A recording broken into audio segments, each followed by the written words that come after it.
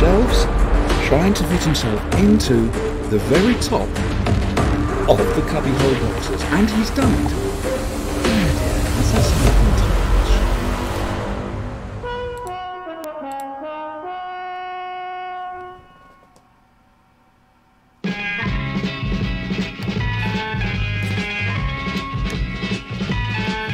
You've got to fight for what you want, for all that you believe.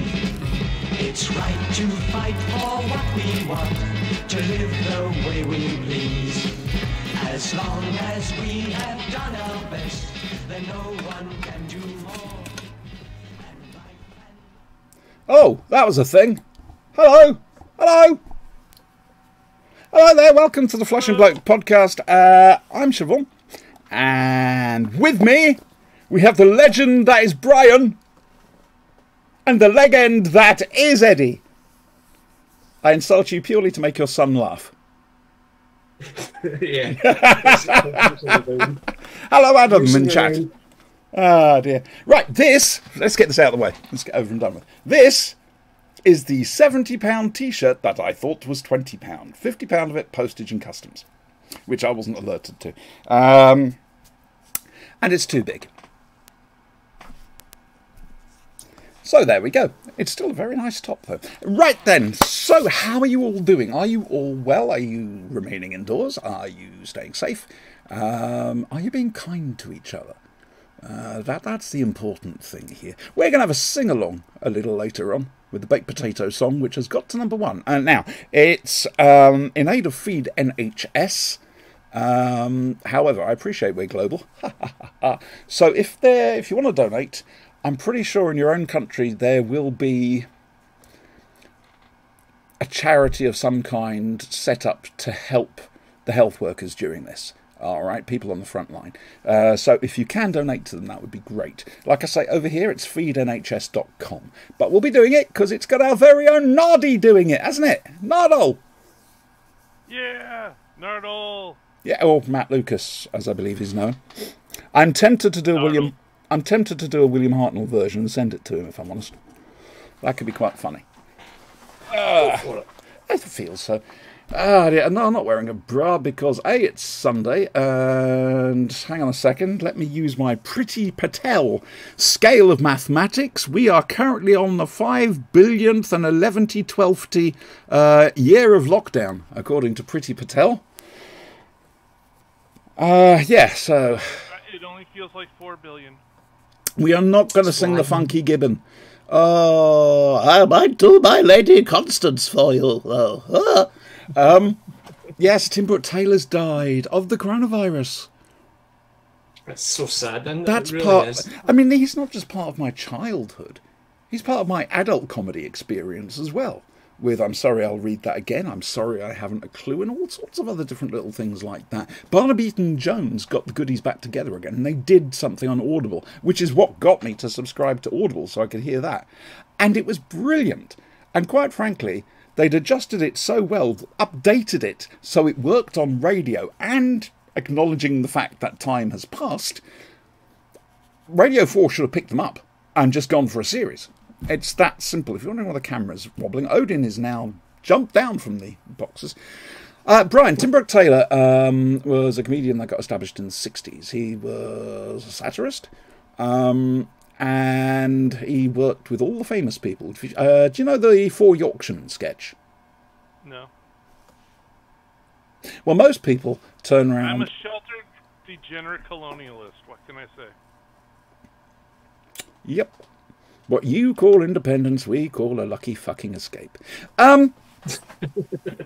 Yes. Brain work. There's a sketch, a very famous sketch, and everybody attributes it to Monty Python, the Four Yorkshiremen. You've got 4 Yorkshiremen, businessmen, self-made men, sitting there trying to outdo each other about how bad their childhoods were. And it just goes to ridiculous proportions, and the punchline is, you try telling that to the young folk nowadays, they'd never believe you. It wasn't Monty Python originally. I'm trying to remember which show it was. It's really annoying me. That last 1948 show? That sounds about right. I think that sounds. And Tim Brooke Taylor was in the original version of that. And of course, then there's The Goodies. Now, The Goodies was a comedy programme over here. You got the three of them, Tim Brooke Taylor, Graham Garden and Bill Oddie. And they would do anything, anywhere, anytime. And the country would always get the Goodies to come and help out. And we could use the Goodies right now. And it was just... It was like Junior Monty Python, if that makes sense. Indeed, I always remember at the end of The Goodies and the Beanstalk, John Cleese popping up for a cameo, yelling, "It's a kid show." Actually, the other thing about The Goodies and the Beanstalk is it's highly interchangeable. The Three Doctors location work. It's great. Somebody needs to do a mashup of that. So to hear that Tim Brooke Taylor has died, I'm going to be honest with you, that was a bit of a kick to the gut today. Makes this whole thing real, isn't it? When a big part of your childhood is just gone, and it's death. I mean, there's a few people that have passed away recently, and this is virus related. Yeah, it's sad, quite frankly. However, he was what, 79? No, he was in his 70s anyway, and he had a very good life. And all right, he may not be the most famous. I was 79, thank you. And it may not have been the world's greatest comedian or anything else like that, or that well known. In fact, the BBC have never repeated The Goodies, bizarrely. But for a lot of people today, over here, are feeling very, very kicked in the gut because Timbo isn't with us anymore. Tim Brooke Taylor, we salute you, quite frankly. Thank you. Right, that's the obituary out the way. So, what are we doing today? We are looking at the Daleks, a.k.a. the Dead Planet, a.k.a. the Mutants, a.k.a. our fuck off. Then there's, the Prisoner, the Chimes of Big Ben. And two of us... we'll be looking at the Survivors episode, The Fourth Horseman. Put your hands up if you've seen The Fourth Horseman. Oh, Brian. You're lying, aren't you? Does dating it count? No. I was waiting for an ex-wife comment or something like that. All right, so we're going to be looking at those. We're going to be doing the sing-song. I know somebody else who saw Survivors that could possibly contribute. You don't mean Sean? Yeah, boy, Nick. The boy? Get the boy in. The boy, get the boy in. Sean, get your ass in your dad's bedroom. We're doing a Survivors. I'll drag him in if I have to. Oh no, love. Let him wear male clothes. But he likes smoking. Too much information there? Come on in, Sean. We'll treat you gently, I promise. Oh, dear. Sean. You see, this is what I love about it being a live show. Fuck knows what's going to happen. It's so different. I have asked Jo if she wants to come and do an old school Flash and Blade podcast with me, and she's up for it. However, she's a bit worried about the technical side of it, so I'm not sure if it's going to go ahead yet, but she likes the idea. Ladies and gentlemen, will you please welcome the most Scottish child ever? Look at him. It's Sean. Hello. You can family resemblance. Ah, hang on a second. I've just realised. That means our viewing figures have gone down by 1. Get back in there and watch. Only if you turn off the computer. He's left his computer on next door. We're still showing. Oh, that's good. We've got the hit. That'll do. Right. Well, I'll tell you what. Let's start off, as Sean's here. Let's start off with Survivors, the Fourth Horseman. Brian, go and make the coffee. He's going to start eating Oreo cookies at me. Yo, you little git. I see. Now I've moaned about this. I've already moaned about this. Oreo. Thomas Latham, a friend of Professor Dave's Ark in Space, one of the occasional presenters, and former host of the WhoCast, and quite frankly, a bloody decent bloke. He was going over to visit Dave in a little bit. Obviously, that's now out. However, whilst I am obviously very sorry he's not having his trip and he's not going to get to see them, he was supposed to be bringing me back Girl Scout cookies. I'm not going to get my chocolate mint Girl Scout cookies this year. Can't say I'm happy. They're called Thin Mint. I'm very fond of There's a Girl thing Scouts. you can- I There's a thing you think can my get. dealer is no longer in front of Walmart. Sorry, talk over Brian. He's not in this section. I would Because say he couldn't be asked to watch an hour-long drama. Do you know those like subscription boxes you can get? You can get one that's just orientated in American sweets. You can get it like once a month. It just gives you a bunch of American sweets delivered to your door. But the cookies, the Girl Scout. I don't know if it's like different every. Well, the thing about the Girl It's Scout different. cookies is they use it to raise funds for the Girl Scouts. So whether that would be included I don't know. in that It'd is be real bad for the Girl Scouts in Colorado. every year I miss the open season on them, and it's really Last year they So- made like so $1 what were billion things- or something, and now they're not So- because of this whole. Of all the things smuggled into the country, contraband, you get Girl Scout mint choc chip cookies smuggled into the country. I know. Ah, So that isn't goodies. Nothing else is. That is so goodies. It's hello. I've got it's a like goodies. dead fly. How odd. Right then, so the Survivors, the Fourth Horseman. This is the first episode of Survivors, which details the outbreak of the plague. It's grim, quite frankly, and it shows the spread. Now, we arrived, it's very gentle. You don't get, you know something's going on. It mainly features around Abby Grant, who lives out in the country, with Peter Bowles. What did you call him? I don't know. To the man of God. You called him something else. Ian Bowles or something? Ian Bowles? I don't know. Probably. Oh, right, Ian okay. Bowles. Yeah, who's a hubby. And a bit like Threads and the day after, you hear drip-fed stuff coming through. And, well, basically, considering there's 3 series of people mostly standing around doing some farming, this is about what happens after the world is devastated by a disease, a new and lethal disease. And Survivors means, I mean, it's so Terry Nation it hurts. He was on about that for a long time. So, yeah, I've seen it a few times. I don't know about Sean and Eddie. So, guys, what do you make of it? What did you think of it? I mean, it's very BBC, but what did you?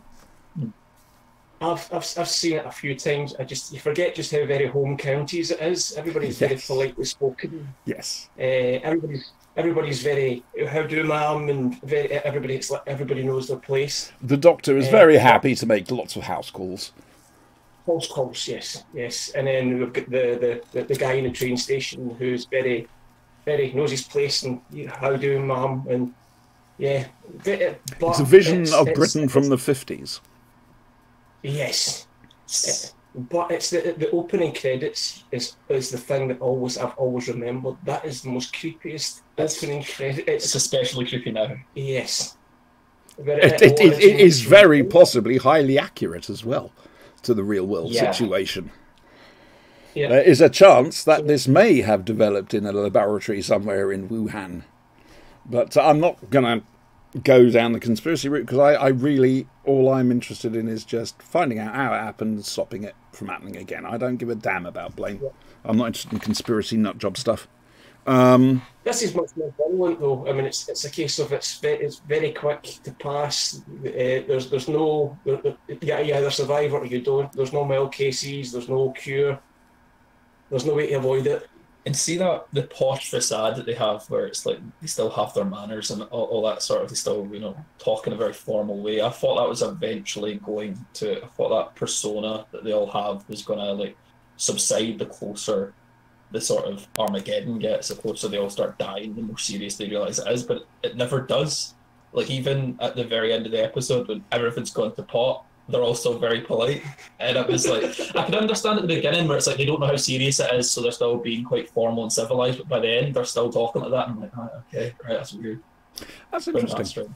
It's in that respect, it is a shame that you've only seen the first episode.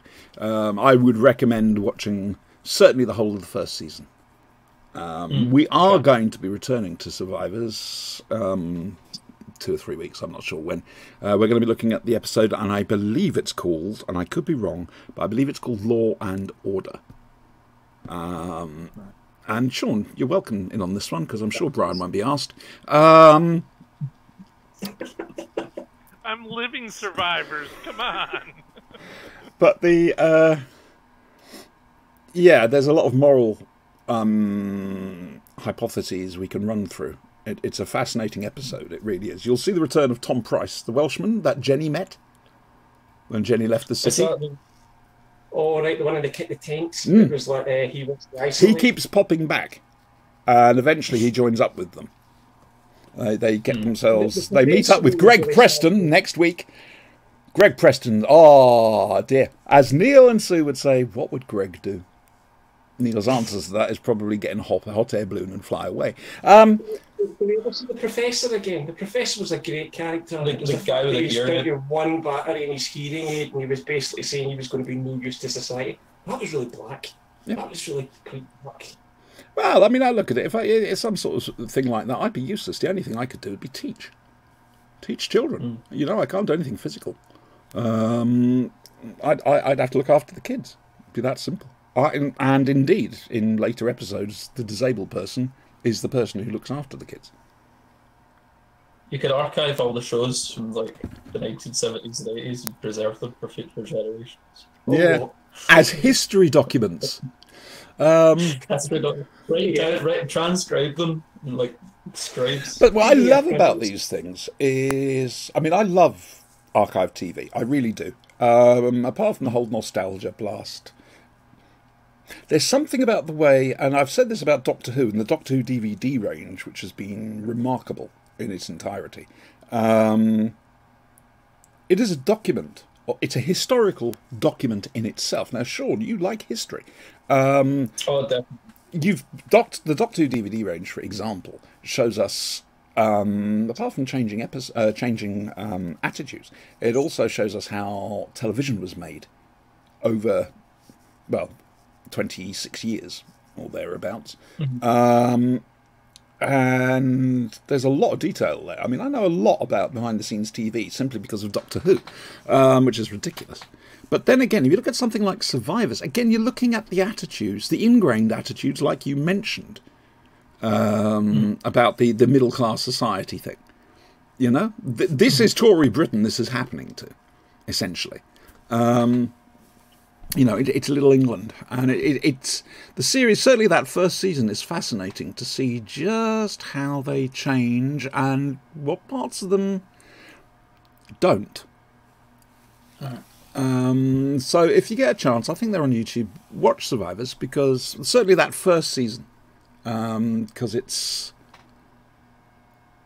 good. The first series is good. It is them finding each other and trying to get themselves somewhere to stay and start to rebuild. There's little twists and turns, and like I say, we'll be watching the episode, I think, Law and Order, in a few weeks. But did you enjoy it? That's the main thing. It's entertainment.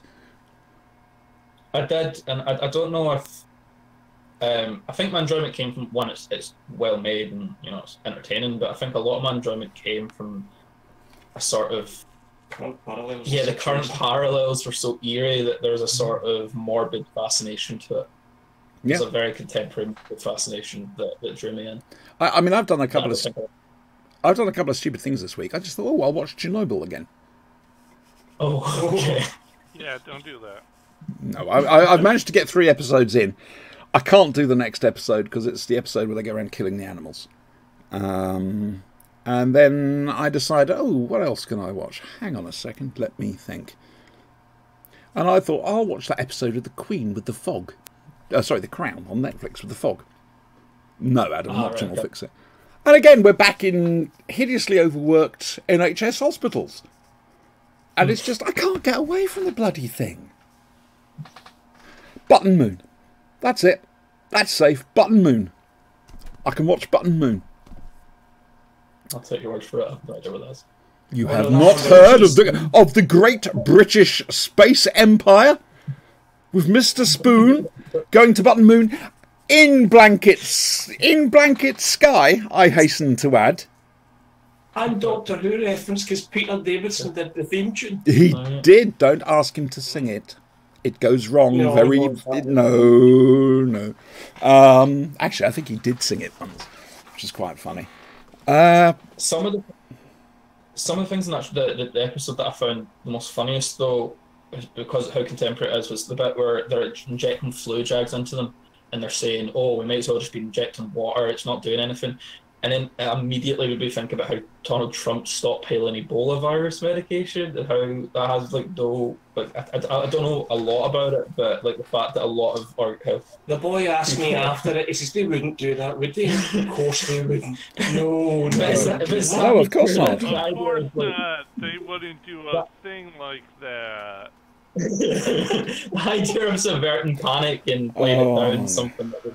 I'm sorry, but Sean, you're old enough now. They're lying to you.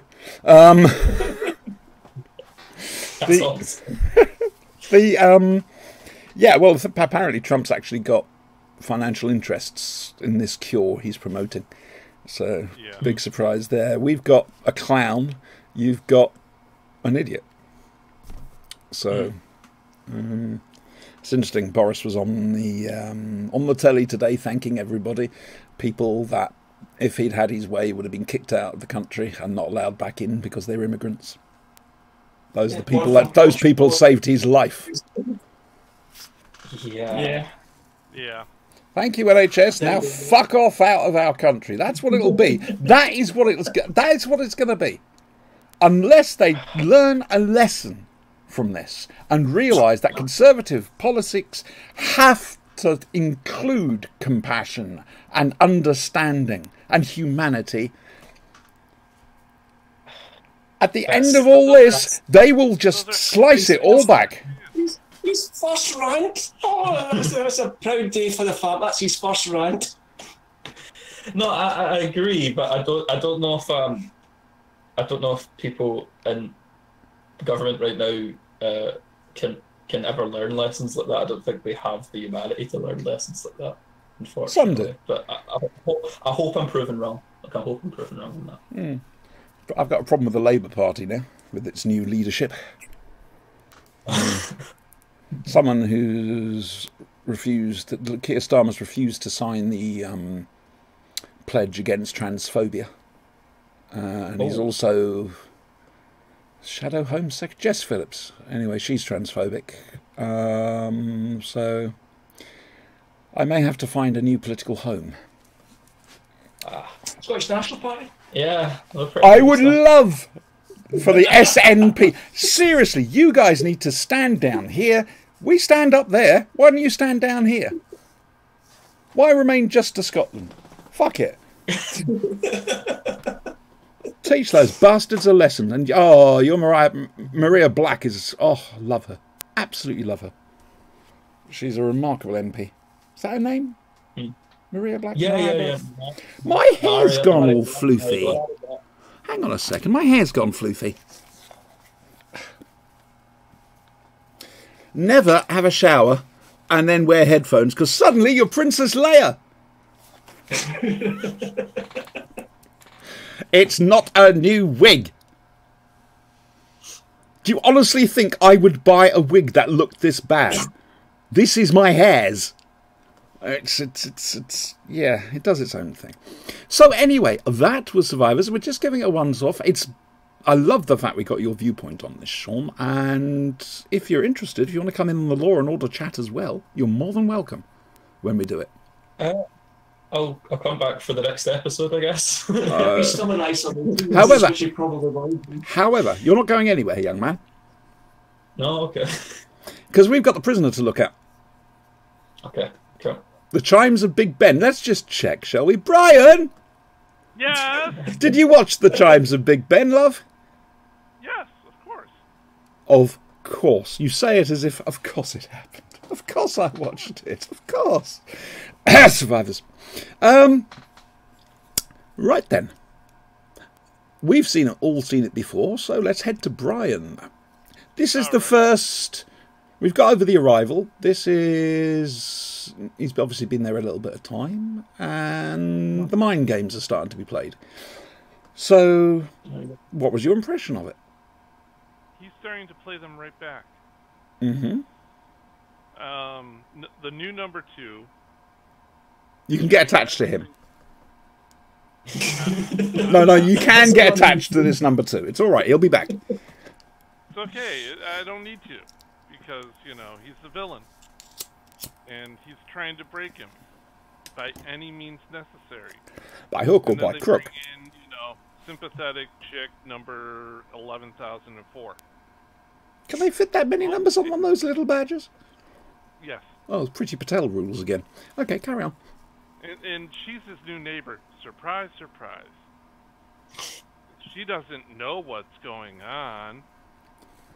I still want to know how she knows he has a Big Ben. And she calls him that all the time. I think that happened off camera.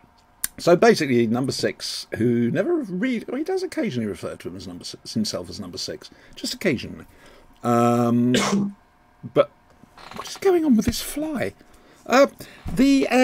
Yes, there's an art competition, and he sees it as a wonderful. Plays it right back at her.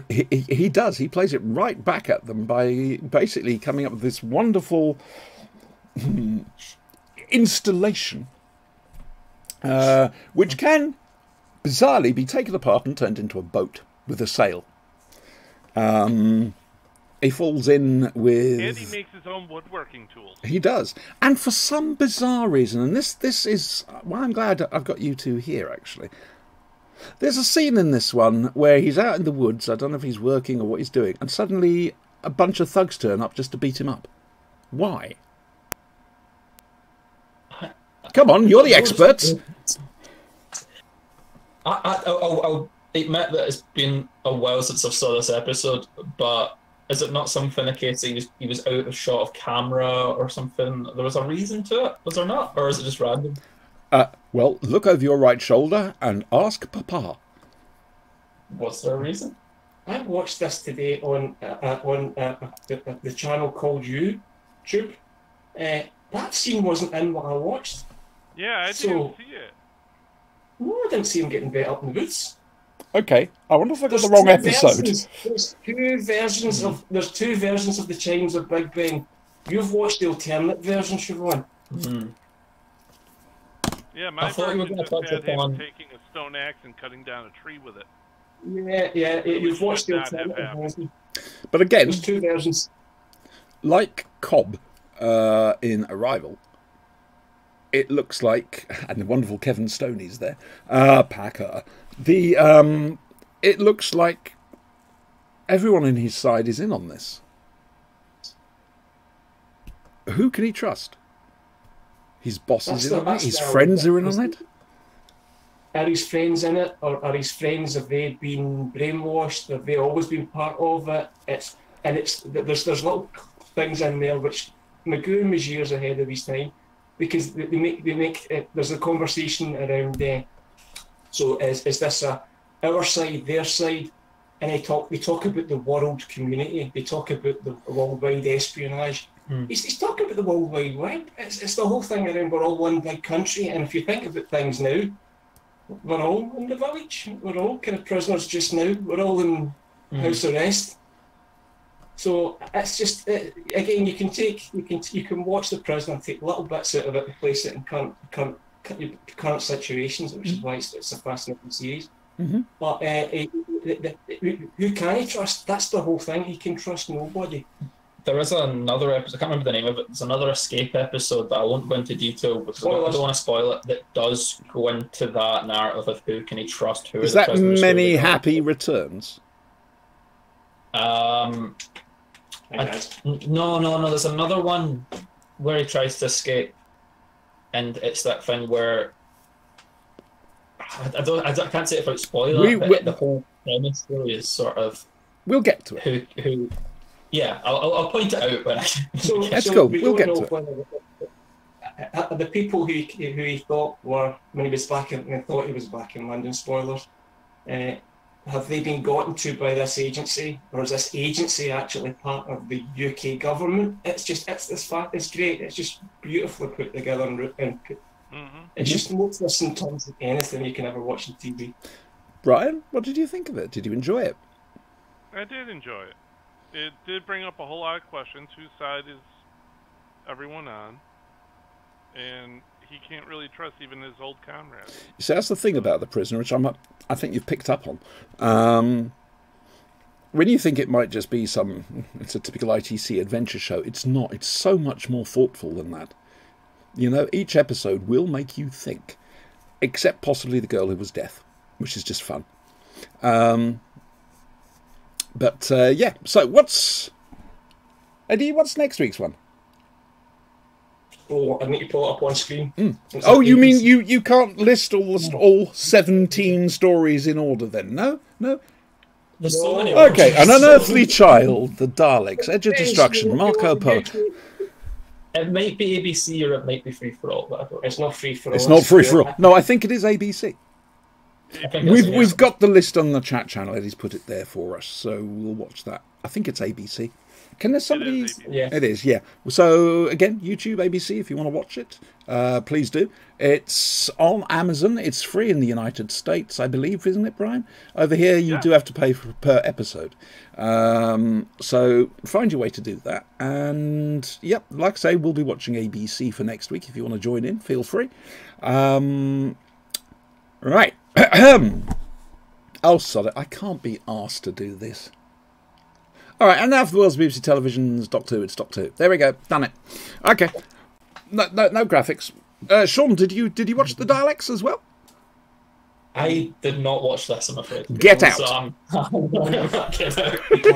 Sean, thank you, love. Thank you so much. I'll return to being a viewer. A reader, thank you very much. Oh, dear. Right then, so the second Doctor Who story, the second ever Doctor Who story, started in December 1963, lasted for 7 episodes. The TARDIS materialises on a bleak and barren landscape. It's a fossilised forest, it's a petrified forest, ashy ground, and this is Ian and Barbara's first alien planet in space. And it just seems dead. It's a dead planet. Until they find the city. And I do think to myself, for Christ's sake, Ian, you should have shut up when you saw that city and gone, no, the old git will want to go down there. I'm not going to tell him. Let's go back to the ship. Obviously, they get captured. That first cliffhanger is incredibly unsettling. Indeed, legend has it that loads of people were phoning Terry Nation up that night asking, what the hell is it, apart from a sink plunger? I'm going to go to Brian straight off, because is this the first time you've seen the Daleks? Well, this episode. This story. This story arc. It's not. No, this story. It's not a story arc. It's not an episode. I will teach you yet, young man. This serial, I have. Yeah. Better. I still think Barbara overreacts a hell of a lot.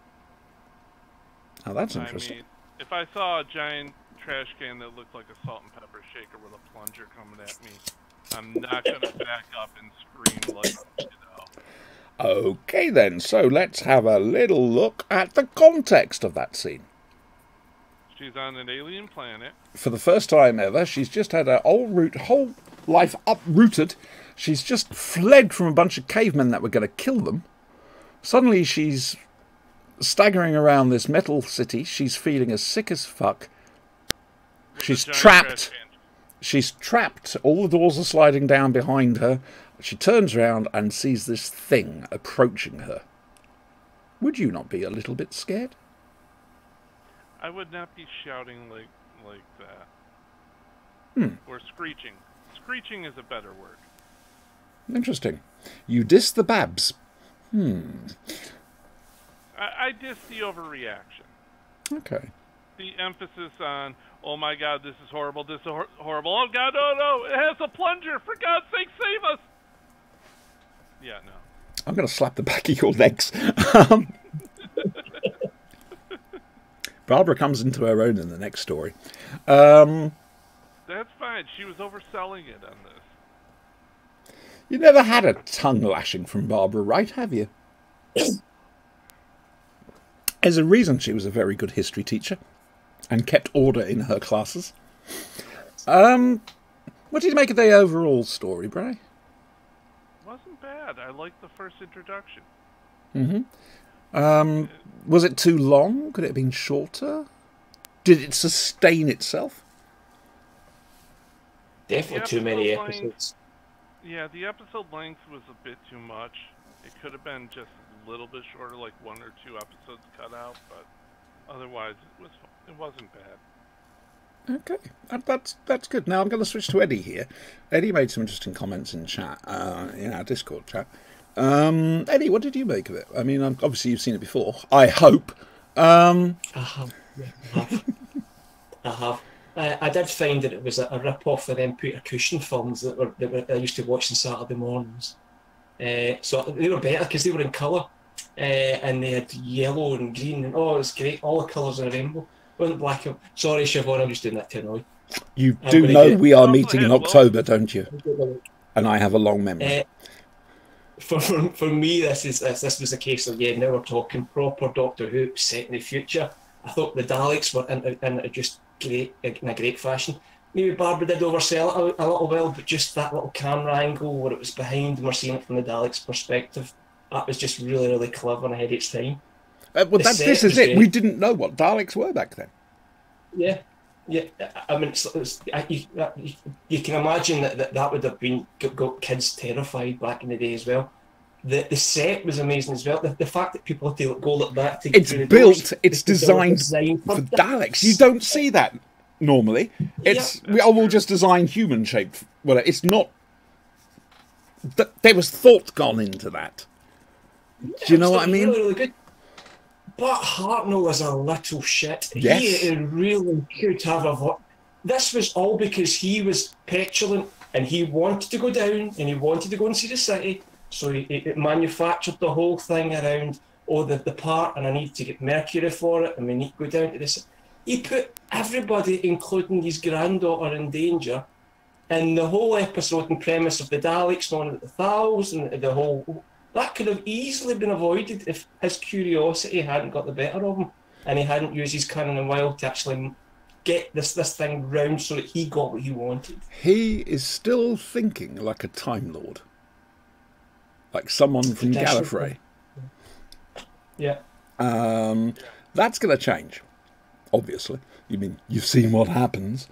Interesting enough, when they did The Magician's Apprentice and The Witcher's Familiar, when we got to Skaro there, they actually copied the design. I don't know if you noticed. It's the old Skaro city. Not the outside shot, which is obviously more complex, but the corridor sets and whatever. They copied that. And you think about the amount of time between those two stories. There's a certain... I don't know if it's a longevity or if it's just old farts refusing to give up the past. I'm not sure. I love the Daleks. The atmosphere. You mentioned this. The music, the background music, and just that little dong that every time they went into the Dalek village, that was years ahead of its time. That was proper electronic music. No, it was radiophonic music. Yeah. Radiophonic Workshop? No, Tristram Carey, who was a contemporary and friend of Delia Derbyshire and Brian Hodgson. He just wasn't part of the workshop. He was independent. The score is available. You can get the whole score, and if you like odd music like that, it's a great listen. I mean, I listen to the Sea Devil soundtrack. What do I know?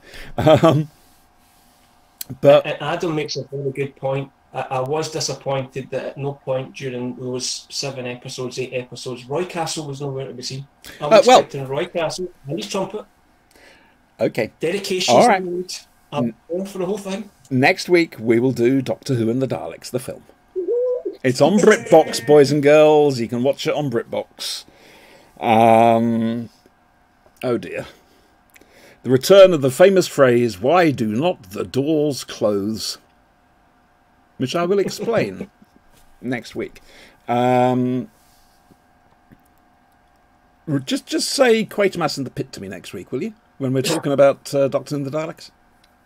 Quatermass in the Pit, not a problem. Okay, thank you. So we're going to do that. Wait, this... do you mean the TV series Quatermass? No, just mention Quatermass in the Pit. Or the 5 Million Years to Earth movie? Well, that's the same movie as Quatermass in the Pit movie. It's just a different title. I know my Quatermass. No, there's a reason I want to bring that up next week. This is the story that set Doctor Who on the road to success. Their ratings suddenly shot up through the roof, and everyone was talking about the Daleks. Mostly because of the voice and the fact it wasn't a human as such. Indeed, for some time, if you look at some of the credits in some of the old Dalek stories, it says Dalek operators. People used to think they were remote controlled rather than there were people inside them. Also, Brian, you probably realised where I've stolen a few bits and pieces for our current role-playing scenario. No. Yes. However, it's mastermind. I know what. Genius. No, I've actually mashed a few things in. I'm trying to out Terry Nation, but there we go.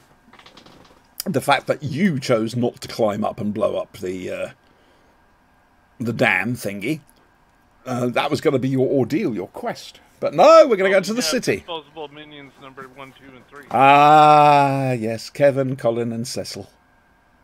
Poor Cecil. Poor Cecil, he's in tears the whole time. We left it on a great cliffhanger. Oh, yeah, the alarms have gone off. They're in the city and the alarms have gone off. Cliffhanger because Adam wants to go to bed. Anyway, we need to do a Doctor Who next week. Well, we're doing Doctor Who and the Daleks, aren't we? We're doing ABC. We need something else. We could do that War Doctor one that Big Finish just released. Oh, The Innocent. Yeah. Yes, there was a free... Big Finish made The Innocent, the first War Doctor story, as a free download. It might still be available if you go to bigfinish.com. Yes. All you have to do is just sign up for an account, and you got it. Providing it's still on. I think it was a limited time only. We'll have to wait and see. Yeah, we'll do The Innocent. Okay. I've listened to it and I really enjoyed it. So spoilers. Yeah, that's good. So we've got The Innocent. We've got ABC. We've got Doctor Who and the Daleks. That's cool. Fancy a sing along? No. Okay, good. Right, boys and girls. Boys and girls, mums and dads, aunts and uncles. This... We apologise to you all. We're very sorry. Never has the mating of cats sounded quite so melodic. Join in. All right, I'll tell you when we're going to do the thing. First things first, here's the lyrics. Oh, for fuck's sake. The formatting of it's gone completely nuts. Tell you what. Hang on a moment. If I take... No. Give me that. Yes. Just sing it like a Dalek. You'll be fine. Oh, as I said, I might do a Hartnell version of this and send it to him just for a laugh. But he's doing it with people like Brian May and whatever. In this case, like that. Right, there's the link to the lyrics, boys and girls. People at YouTube, them, yeah. Oh, you can find your own way. You're not idiots, for heaven's sakes. And now, hang on a second. Here is the link to the song itself. Now, you, me, and everyone else are basically singing the lines that Matt Lucas isn't singing. So this is going to go really, really well. Here's the link for the video. Don't open it just yet. All right. Join along. And remember, you can donate to feednhs.com. And obviously, as I said before, there's probably charities in your country, wherever you are. If you've got a spare few pennies, help them out, yeah, because they're doing, well, their lives are on the line for us. So please. Okay, are you ready, boys and girls? No? If we say no, do we still have to do this? Yes. Yeah. Oh. Okay. All right, everyone in chat. I'm going to count down from 3. I will say 0. On 0, that's when we click the play button on the video. All right. Join in at home. I'm pretty sure there's not. Well, if I know my listeners, you're on your own there, aren't you? There's nobody around you, so you can sing, if you call it that. And just enjoy yourselves, basically. Let's have a bit of fun, just to end the show with. Are you ready, boys? Hello, my boys. No. Are you ready? Not a chance in hell. Okay. Here we go. 3, 2, 1, 0.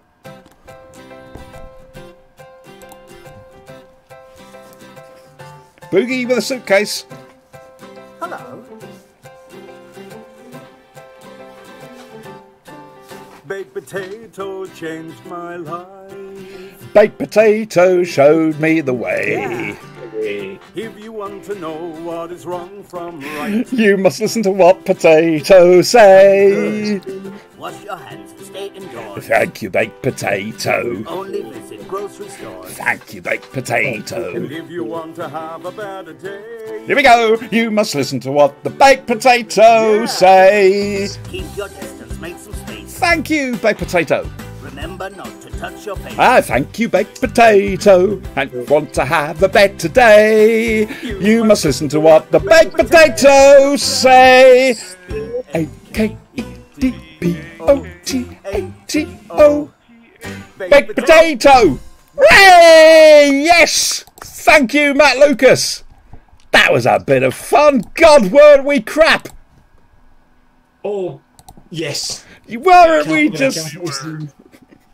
Oh, hey, look, I did summon an Ancient Evil 1. Hi, Jess! How's it going, sweetheart? Oh, dear.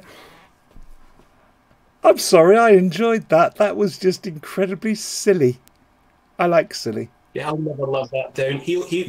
Sean will dine out in that for weeks, possibly months. Hey, Sean, it'll be on YouTube. You can share it to all your friends. Oh, I said it, and he was You can make it a watching. gift. I'm looking for a magnet. Can we raise it? What for Susan? I want to die. You're an evil genius. I'm trying to just come up with things to keep people going, that's all. Various things I've tried. Certain people, it seems, do not want to work with me anymore. So a couple of my ideas, unfortunately, have had to go down the tubes, but I'll do my best.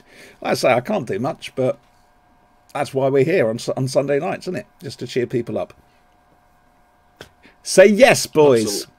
Yes, boys. Yes, boys. It's going to be a long, long lockdown, according to Pretty Patel. Right then, time to say goodbye. Say goodbye, God damn you. Goodbye. Goodbye. God damn you. Righty-ho. Guys, next week's, same as usual, it's going to be 9 PM British summertime here at the home of time. And, yep, ABC, Doctor and the Daleks, and the War Doctor, the Innocent, available free from Big Finish, I hope. So, yep, see you next week, guys. Stay safe, stay indoors, and be kind to each other, please.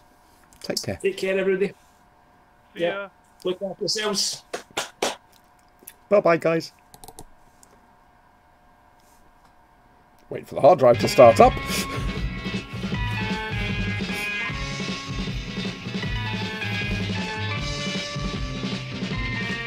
You've got to fight for what you want, for all that you believe.